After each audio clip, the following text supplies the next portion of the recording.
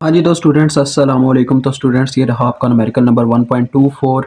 तो देखें इसमें वो क्या कह रहा था, पैरामीटर्स ऑफ अ मॉसफेट, यानी कि मॉसफेट के जो पैरामीटर्स हैं वो आपको नीचे गिवन है। VDD is equal to 100 volt, RD यानी कि ड्रेन रेजिस्टेंस आपके पास है जी 10 मिली ओहम। उसके बाद के एन जो आपके पास कांस्टेंट होता है ड्रेन करंट के फार्मूले में वो है 25.3 milliampere per volt square. उसके बाद ये आपके सामने टर्मिनल वोल्टेज हैं जो कि 4.83 वोल्ट हैं, वीडीएस है drain source voltage 3.5 volt, and at the last VGS यानी कि गेट टू सोर्स वोल्टेज है आपके पास 10 वोल्ट। और कहता है कि डिटरमाइन कीजिए ड्रेन करंट आईडी को और ड्रेन सोर्स रेजिस्टेंस आरडीएस को। ठीक है।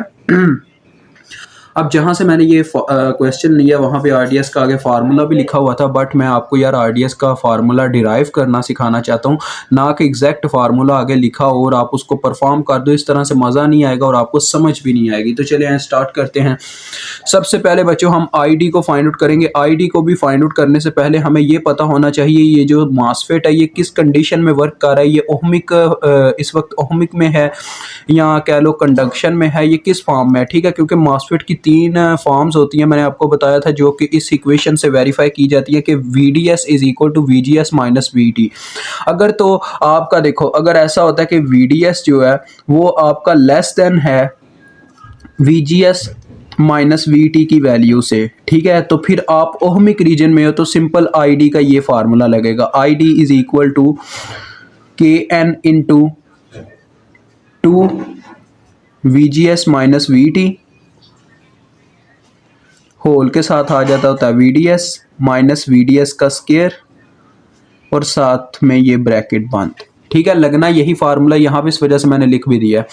अगर दूसरी कंडीशन हो बच्चों, यानी ये डिसक्वालीफाई हो जाता है, यानी कि वीडीएस जो है वो क्या है ग्रेटर आ जाता है इनसे, तो फिर हमारे पास एक और कंडीशन होती है। जब उस तरह का हम क्वेश्चन करेंगे तो फिर आपको उसके बारे में बताएंगे। तो यहाँ पे जरा गौर कीजिएगा, वीजीएस की वैल्यू, वीडीएस की वैल्यू है 3.5 वोल्ट। जरा गौर करो, वीजीएस जो है वो है 10 वोल्ट। 10 में से अगर मैं माइनस करता हूँ 4.83 वोल्ट बच्चों, मेरे पास आंसर आता है 5 पॉइंट समथिंग। तो देखो 5 जो है 3.5 से बड़ा नंबर होता है, तो डेट्स वाई यहाँ पे ये कंडीशन सेटिस्फाई करती है और ये ड्रेन करंट का फार्मूला फिर लगता है।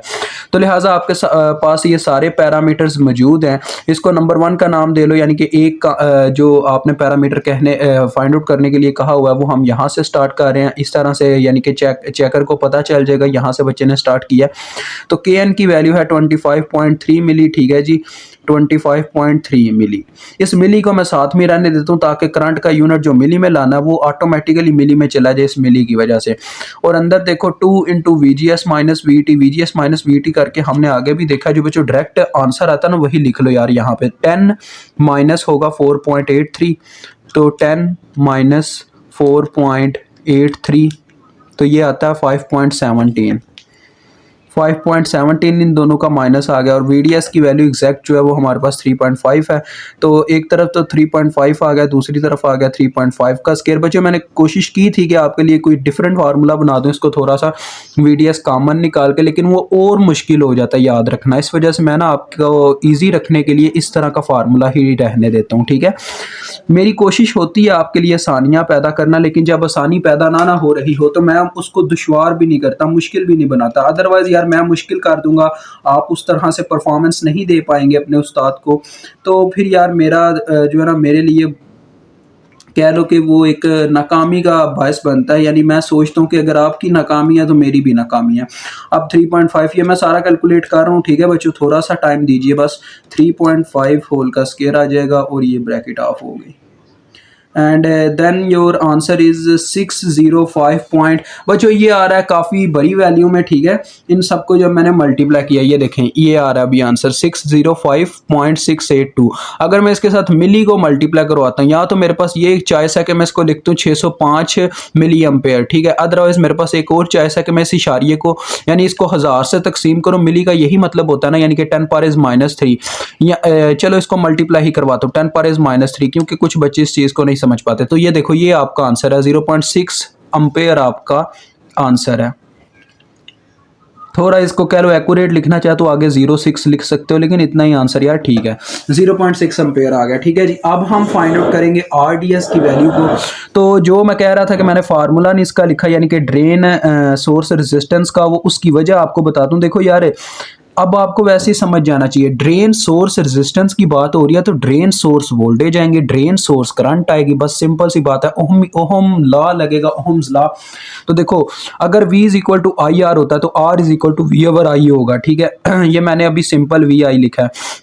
तो देखो बच्चों, ड्रेन सोर्स वोल्टेज होंगे, ये तो हमने कहा, हमारे सर्किट में ड्रेन सोर्स मेंशन भी हैं। अब देखो, ये ड्रेन सोर्स वोल्टेज कब पैदा होते हैं, जब इसमें ID करंट गुजरती है इस मॉसफेट में से, क्योंकि मॉसफेट के अंदर भी रेजिस्टेंसेस पाई जाती हैं और वो पैरासाइटिक कैपेसिटर होते हैं। ठीक है, तो पैरासाइटिक कैपेसिटर ही कुछ देर के लिए रेजिस्टेंस के तौर पे भी वर्क कर रहे होते हैं। डेट्स वाई देखो इसमें VDS वोल्टेज आते हैं, तो उसमें जो करंट गुजरती है वो कौन सी है, ID है, तो लिहाजा इसको ID कहा जाएगा, ना कि IDS लिखा जाएगा। ठीक है बच्चों, यानी कि ये ऐसे ही है, IDS is approximately equal to ID। अब वैल्यूज लिख दो यार, VDS की क्या वैल्यू है आपके पास, वो आपको वहां पे दी गई हुई है 3.5। ID की वैल्यू आपने अभी अभी कैलकुलेट की है हमारे साथ, तो 0.6। अब इसको भी कैलकुलेट कर लेते हैं, कितनी आती है, 3.5 divided by 0.6 and at the last your answer is 5.83 ohm. तो लें बच्चों, मुझे उम्मीद है आपको हमारी ये वीडियो काफ़ी अच्छी लगी होगी। अगर वीडियो अच्छी लगी है तो लाजमी लाइक, कमेंट सेक्शन में कमेंट, और चैनल का अगर आप अभी हिस्सा नहीं है तो सब्सक्राइब करके जाइएगा, क्योंकि हम आपके लिए ऐसी वीडियोस लाते रहते हैं जिनमें आपके लिए कैलकुलेशंस करना बहुत ईजी होता है और फन टाइप भी वीडियो होती है। ठीक है जी, तो अभी मुझे इजाज़त दें, खुदा हाफिज़।